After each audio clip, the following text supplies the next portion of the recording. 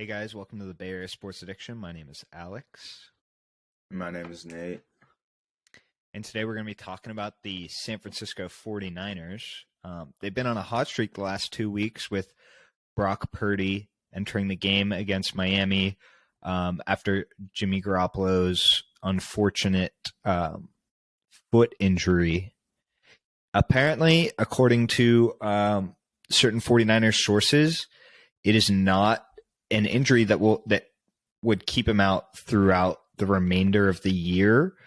At the date of the injury, it was revealed to only be a 7 to 8 week injury, or at least that was the timetable for his return. And 7 weeks from the date of the injury is actually the divisional round of the playoffs. So there is a chance we may see Jimmy Garoppolo again in a 49ers uniform. But at this point, with the way Brock Purdy's playing, I don't see that happening.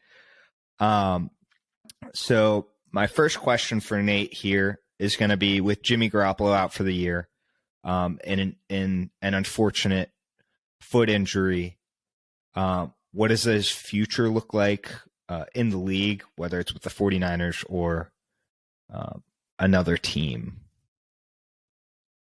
Yeah, so I think it's a really unfortunate situation for Jimmy G, especially being how this past offseason went with the Niners drafting Trey Lance, trading picks for him. They want him to be that franchise guy.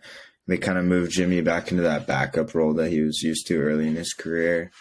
And he was playing well, like really well. We traded for McCaffrey, and the offense looked really good. Our defense is the best in the league right now. So I think that was really unfortunate for him. I could see a scenario where he does come back to the 49ers on a very low contract, but I think there will be some teams out there that are looking for a guy either as a starter that can win games, win a certain amount of games, or a backup to a guy for precaution, maybe for a team like the Rams, who have lots of pieces, but their quarterbacks, they've kind of been getting injured recently. I think Jimmy G is a winner, and he can win in the league, in the NFL. He's not super old. He's still got years ahead of him, and I know he definitely will be motivated next year to continue to prove his worth. On the 49ers aspect of it, I don't really think he'll be a starter for the Niners again, though. Mm-hmm. Yeah, I'm gonna agree with you there. Especially watching the replay of that injury at the time, it almost gave me Trey Lance vibes from his injury. Just because immediately you're just like, oh no, like, is this our season? Like, is our season over? Luckily, when Trey Lance got hurt, we had Jimmy Garoppolo, and I mean, I'm going to say this right now, but luckily, when Jimmy Garoppolo got hurt, we have Brock Purdy. But yeah, it didn't look great, especially with two big Miami defensive linemen, coming down on that ankle. I thought I saw it buckle. I guess it wasn't as bad as originally thought. But yeah, I'm going to agree. At this point, he is an injury-prone quarterback. He hasn't really played all 16, now 17 games in a season with the Niners for, I don't know, how many years has he been with us? It's like 5 years now. He's maybe played 1 year where he's played the whole season, if that. And so I don't think he's going to be coming back to the Niners. I like your idea with him going to a team like the Rams, where Matt Stafford is obviously their guy, but he hasn't been able to stay healthy this year. And I think he'll still have a place in the league. He could start for some teams, honestly. I like to compare him to a more injury prone. He isn't injury prone, but he happens to get hurt quite a bit. He's like an injury prone version of Kirk Cousins. Kirk Cousins is doing amazing this year. They're 10-3. The Vikings are 10-3 at this point, even though they're frauds. But he is a game manager. He won't go out there and win it for you single-handedly, Patrick Mahomes, Justin Herbert style. But he is able to keep good teams in the playoff hunt, as you've seen this year with the 49ers. But, he's not coming back to the Niners, at least at this point. It looks like the Niners have two quarterbacks that they're willing to stick with moving forward. Trey Lance, because they, as you mentioned, have invested so much capital into him, 3 first-round picks, essentially, and then Brock Purdy, who's at least through 1.5 games has proven he can win with this team. And so we actually haven't done a pod over the past couple weeks since before the Miami game. So I guess we can recap. Brock Purdy came in on the first drive of the Miami game, 49ers against the Miami Dolphins, after Jimmy Garoppolo obviously hurts his foot. Goes on to have a stellar game. He was 25 of 37 for 210 yards, 2 touchdowns. He had 1 pick, but it was more of an arm punt. It honestly was better because it was a 4th down. The pick was better than just throwing it away. But he looked amazing. 49ers put up 33 points against Miami, beating them 33-17. I know we touched on it in our last pod that it would be amazing for the Niners to go on a run here against these like seemingly playoff teams. Miami, I guess they're behind Buffalo now because of losing to us.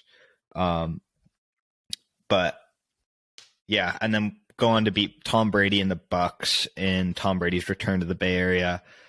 Shout out Sarah High School. And yeah, I don't know if anyone expected the 49ers to put up 35 points, but beating the Bucks 35-7.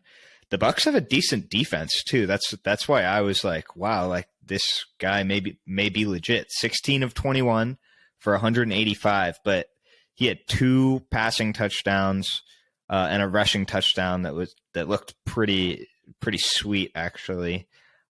He did have a pick that was called back for a pretty weak holding call, but he's been stellar. Other than that is really all I can say. So I guess my question to you, Nate, is going to be: Can Brock Purdy continue to be the man going forward? Yeah, I think so. As long as he stays within himself and the system continues to perform how he's performed over these last 2 weeks, I think he can definitely do that. No real test tomorrow, actually, Thursday night. Niners at Seahawks, division game, rivalry game. It's going to be in a hostile environment for him. I think it's his first road start also. So that'll be interesting. I think as long as, he stays within the system, Shanahan's going to make the right calls, have receivers be open, and continues to do what he do. I think he'll have success throughout the rest of the year. The Niners' schedule doesn't get too much harder. I think this was this middle past 5 weeks was probably the hardest stretch, but yeah, I think he's definitely got what it takes to help the Niners win and close out the division eventually, and lead us in the right way into the playoffs. Mm-hmm. Yeah, I completely agree. With as good of skill position players as the 49ers have, on both sides of the ball, all Brock Purdy really has to do as a baseline is be Jimmy Garoppolo. You just got to make the right reads, get the ball out, don't take sacks, don't turn the ball over. And he's been able to do that. He didn't get sacked a single time in this Bucs game the past week. The only time he really was close was on the first play of the game, actually, where it ended up being a roughing the passer call. And he got rocked that game, or that play. But I think that probably woke him up, and he probably welcomed it a little bit. I feel like quarterbacks, they always have that saying where it's like, once you get hit, then you're actually in the game. So that was the only time where anything has really been in jeopardy. It often looks like his ball security isn't the best, but he finds a way to like get out of tackles, especially that swim move he had. And then he made like a sweet pass to Debo on the sideline, like over a linebacker. There's another DB who was like closing, and he hit like a really tight window for a first down. That I was like really impressed there. His ability to scramble and extend plays has been super impressive for a guy that went last overall in the draft. You wouldn't expect to find a playmaker there in the 7th round. But I think he also does have a little bit more that he could provide. I know, at least in the Miami game, maybe it was because he wasn't expecting to come in. He came in off the Jimmy Garoppolo injury, where he definitely missed a couple guys that were wide open. He didn't look at a couple guys that were open for touchdowns too. But he did complete, like, I believe there's like a short pass to George Kittle that he threw for a first down that was like a 2-yard completion, but Ayuk was open for a touchdown like 15 yards down the field. But I mean, that's fine. He kept the drive going and then eventually scored a touchdown anyway, so I'm not going to complain there. But yeah, again, I think Brock Purdy can be the man. This team has so many good players. I think Nick Bosa got to be the front runner for Defensive Player of the Year, especially he's basically played 11 and a half games, because I don't think he played the second half of the Carolina game, and then he missed another one with an injury. But I mean, he's leading the league. Everyone that's saying, Micah Parsons, I mean, come on. Yeah. He's got better stats than Micah Parsons and a game and a half less games played. Like, I don't know what else you need to say there. He's on the best defense. He's the best player on the best defense in football. That's all. Yep. That's all you need to know. But what I think Brock Purdy just needs to continue this streak. I mean, I guess he, like I said before, he had that arm punt interception in the Miami game. But if you take that out, it's been 6 games since the 49ers have thrown a pick. So if he continues to do that, he's going to have a chance tomorrow, to win the division on the road in a hostile environment. Obviously, he is on the injury report. He's questionable with his oblique and rib injury, but I mean, he's going to play. I think Kyle Shanahan just likes throwing those injury designations on guys, even though they're going to play, just to maybe throw off the possibility of throwing off the opposing team's game plan. But yeah, I like that. I think he could show some improvement on maybe picking up certain types of blitzes, like the one where he got cracked against the Bucs was a nickel blitz, and the announcers were like, yeah, he definitely like needs to work on that. That's probably one of the things where he can improve. But I think Brock Purdy can be the man going forward. And, if he continues to do this and he gets us to the divisional round of the playoffs, like I would assume the team has rallied around him so far. I would think that they would stick with him throughout the playoffs. And we may have a quarterback controversy going into next year. So, Yeah, I mean that's my take on the situation. I don't know if you have any other keys that might be good options for the 49ers going into this game against Seattle tomorrow to potentially win the division. I know Kenneth Walker will be back. He was taken off the injury report today. Any keys to winning that game that you have, Nate? Yeah, I mean, I think obviously the number one key is to slow down Kenneth Walker. I think he's been having a breakout like rookie year. And our defense, our front seven, hopefully can step up and limit him, make Geno Smith make plays. Like they're going to be throwing the ball down the field. You know, DK Metcalf, Tyler Lockett. Always got to be wary of them. But I think on the offensive side of the ball, just run it down their throats. They have one of the worst run defenses like around in the league. You saw what Josh Jacobs did in Seattle 2 weeks ago. He had like over 200 yards, one on first play of overtime, 75-yard rushing touchdown right up the middle. Mm-hmm. I think that's where they're the weakest, and hopefully Christian McCaffrey can expose that while staying healthy, obviously running in between the tackles. But I think, the Niners need to pound the rock, and then they'll be able to control the game for sure.